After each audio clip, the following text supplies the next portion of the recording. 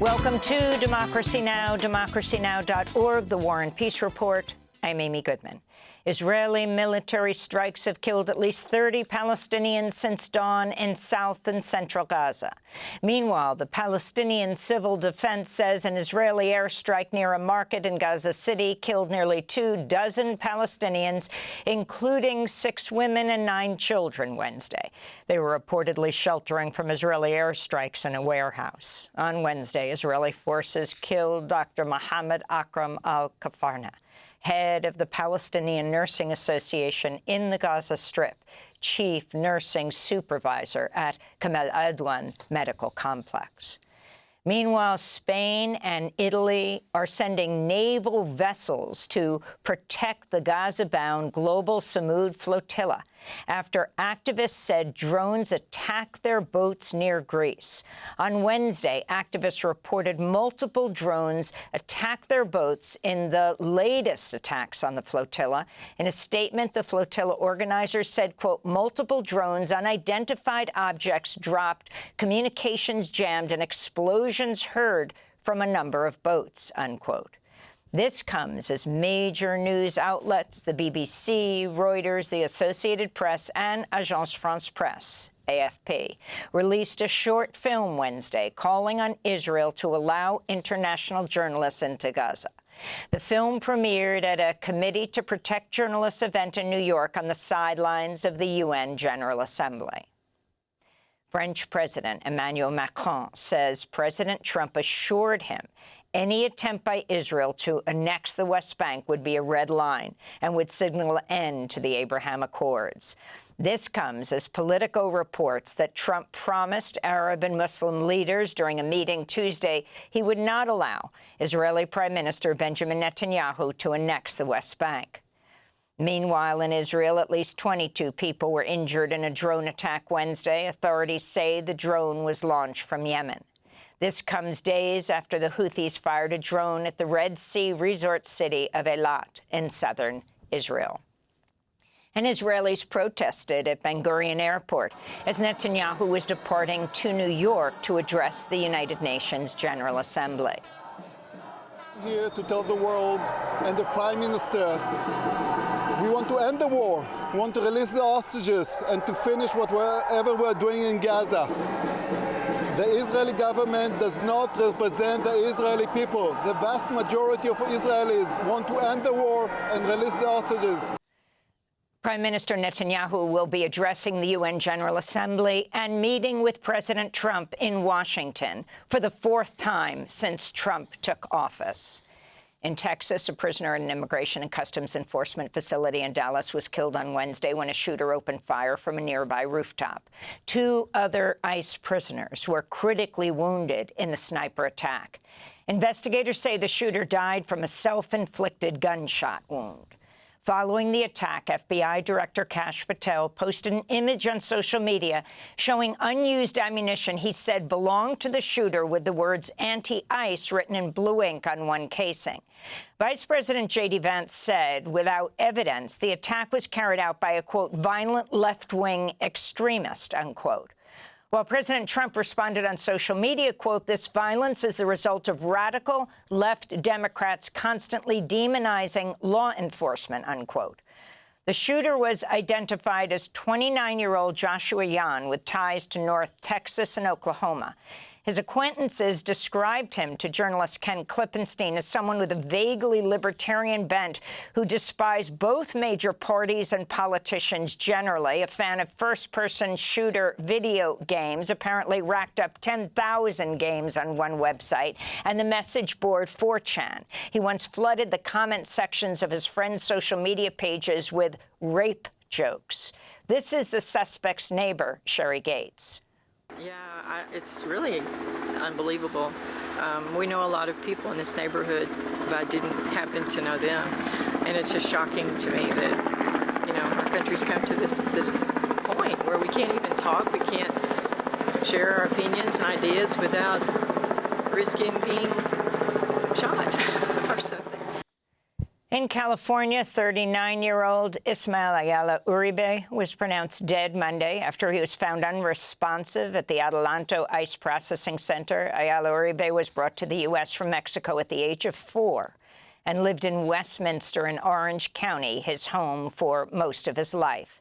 He was approved for DACA in 2012, but his request to renew that protection was denied in 2016.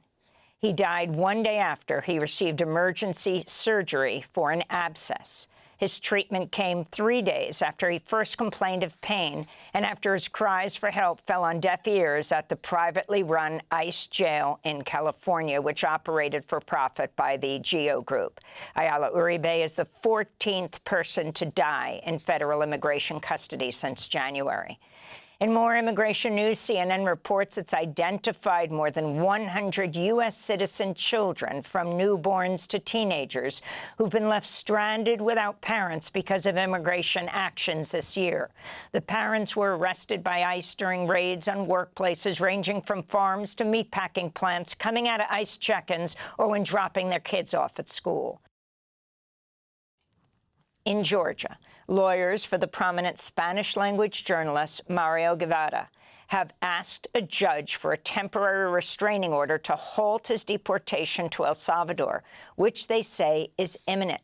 Guevara has been jailed by ICE for more than 100 days, even though an immigration judge granted him bond. Guevara was arrested while live streaming a No Kings demonstration in June, even though he clearly identified himself as a journalist. He's lived in the United States for some 20 years and has built a large following for his reporting on anti-ICE protests. In China, nearly 2 million people evacuated Guangdong province ahead of Typhoon Gaza's landfall earlier today. The storm brought record-breaking winds and torrential rains with up to a month's worth of precipitation falling over some areas. In eastern Taiwan, officials say 14 people were killed. 13 others remain missing after the typhoon caused a barrier lake to burst its banks, washing away bridges, submerging vehicles, and leaving the ground floors of homes underwater. The cyclone peaked as the equivalent of a Category 5 hurricane, as the strongest storm on Earth this year. China's President Xi Jinping said Wednesday his country plans to reduce its greenhouse gas emissions by at least 7 to 10% over the next decade. His landmark pledge in a video address Wednesday to the UN General Assembly came a day after Trump called climate change the greatest con job ever perpetrated on the world. 绿色低碳转型是时代潮流。 Green and low-carbon transition is the trend of our time. While some country is acting against it, the international community should stay focused on the right direction, remain unwavering in confidence, unremitting in actions, and unrelenting in intensity. Ukrainian President Volodymyr Zelensky's appeal to global leaders to stop Russia from driving a new arms race, warning the combination of autonomous drones and artificial intelligence poses new risks to humanity. Zelensky made the warning during his address Wednesday to the UN General Assembly, where he said Russia will expand its aggression beyond Ukraine if it's not stopped. Separately, Zelensky told Axios he doesn't seek to lead Ukraine once conflict with Russia has ended, saying he intends to organize elections if a ceasefire is reached. On Wednesday, a Kremlin spokesperson lashed out over President Trump's claim Ukraine could claw back territory captured by Russia's full-scale invasion, saying Russia has, quote, no alternative but to continue its war in Ukraine. Former FBI Director James Comey is reportedly set to be indicted on criminal charges in Virginia by next week. This comes just days after Eric Siebert, the interim U.S. attorney for the Eastern District of Virginia, resigned under pressure from President Trump after he refused to file charges against Comey. Earlier this week, Trump installed Lindsay Halligan, who was his personal lawyer, to replace Siebert. Halligan has no prosecutorial experience. Meanwhile, the FBI says it's found classified documents at former National Security Advisor John Bolton's office last month while executing a search warrant. According to a court filing, the documents reference weapons of mass destruction, the U.S. mission to the UN, and the U.S. government's strategic communications. Bolton became a vocal critic of Trump after resigning in 2019 and writing a tell-all book about his time in the first Trump administration. The state superintendent of public instruction, Oklahoma, has announced plans to install chapters of Charlie Kirk's youth organization, Turning Point USA, at all state public high schools. In a post on social media, Superintendent Ryan Walters wrote, quote, "Radical leftist teachers unions have dominated classrooms for far too long, and we're taking them back," unquote. In a press release, Walters detailed how students could start a Turning Point chapter in their schools by gathering at least 3 students and completing a charter agreement. Turning Point USA would then send the chapter an activism kit. Walters was asked by a local reporter about what would happen to a school if they refused to establish a chapter of Turning Point USA. Oh, yeah. I mean, we would go after their accreditation. We would go after their certificates. So, yeah, they would be in danger of not being a school district if they decided to reject a club that is here to promote civic engagement. Meanwhile, Oklahoma Republican lawmakers proposed a bill this week that would require all public colleges and universities to construct a Charlie Kirk Memorial Plaza on each campus that includes a statue of the late conservative activist. A statue of President Trump holding hands with the convicted sex offender Jeffrey Epstein appeared earlier this week on Washington, D.C.'s National Mall and was quickly removed. The installation was titled Best Friends Forever and had a plaque that read, quote, "In honor of Friendship Month, we celebrate the long-lasting bond between President Donald J. Trump and his closest friend, Jeffrey Epstein," unquote.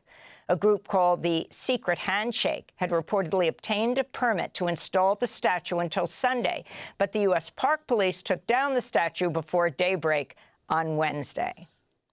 In the New York City mayoral race, Republican nominee Curtis Sliwa says at least 7 wealthy individuals have offered him money to end his campaign. He vowed to remain in the race, where he faces New York Mayor Eric Adams, former New York Governor Andrew Cuomo, and New York Assembly member Zohran Mamdani. President Trump has previously stated, quote, "Cuomo might have a chance of winning if it was a one-on-one," unquote. In response to the report, Zohran Mamdani wrote on social media, quote, "Another desperate attempt by people who can't stand the idea of New Yorkers electing their mayor instead of billionaires buying one," unquote, the Democratic mayoral candidate said. In France, a judge on Thursday sentenced former President Nicolas Sarkozy to 5 years in prison after he was found guilty of criminal conspiracy for illegally receiving millions of euros from the late Libyan leader Muammar Gaddafi to fund his 2007 campaign. Sarkozy is the first former French head of state in the modern era to be convicted of a crime.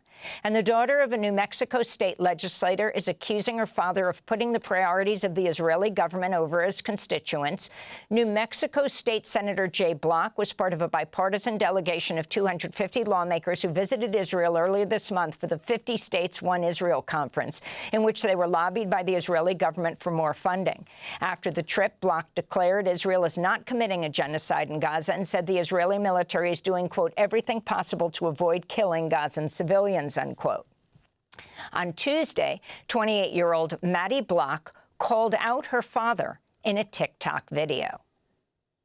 Dad, a Republican state senator in New Mexico, just got back from his trip to Israel, which was not like a personal vacation, by the way. It was him and a bunch of his other Republican cronies who got invited to Israel for what I can only assume was just like a propaganda trip.